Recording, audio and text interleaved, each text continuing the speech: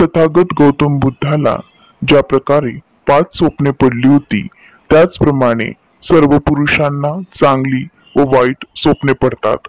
काही प्रत्यक्ष पाहिलेल्या घटनांच्या संबंधी, तर काही न पाहिलेल्या घटनांच्या संबंधी, काही प्रत्यक्ष केलेल्या गोष्टी संबंधी, तर काही न केलेल्या गोष्टी संबंधी, काही शांतीदायक तर काही घाबरून सोडणारी भयानक अशा प्रकारची अनेक स्वप्न पडत असतात. ही स्वप्न म्हणजे चित्तासमोर येणारे एक निमित्त मात्र आहे. स्त्री पुरुषाला 6 बाबींमुळे स्वप्न पडत असतात.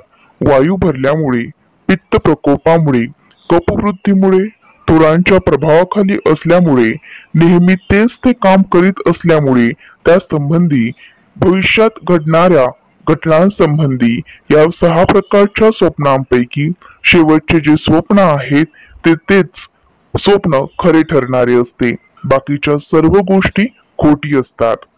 स्वप्न पडणाऱ्या मनुष्याचे चित्त बाहेर जाऊन भविष्यात घडणाऱ्या घटनांसंबंधीची माहिती घेऊन येत नाही, किंवा दुसरा सुद्धा कोणीही घेऊन त्याला ही बातमी सांगून जात नाही, तर भविष्यात घडणाऱ्या घटनाच त्याच्या चित्तात येत असतात.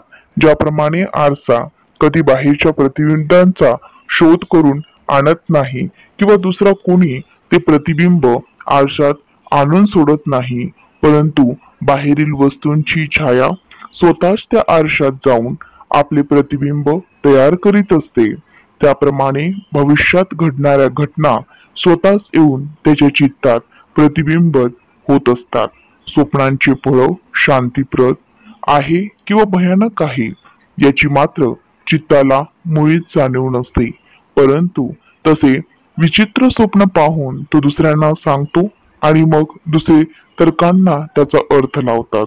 मनुष्य झोपेत असतानाही स्वप्न पाहत नाही, जागृत अवस्थेतही स्वप्न पाहत नाही, परंतु झोप हलकी झाल्यावर जी मधली अवस्था असते त्याच अवस्थेत स्वप्न पडत असतात.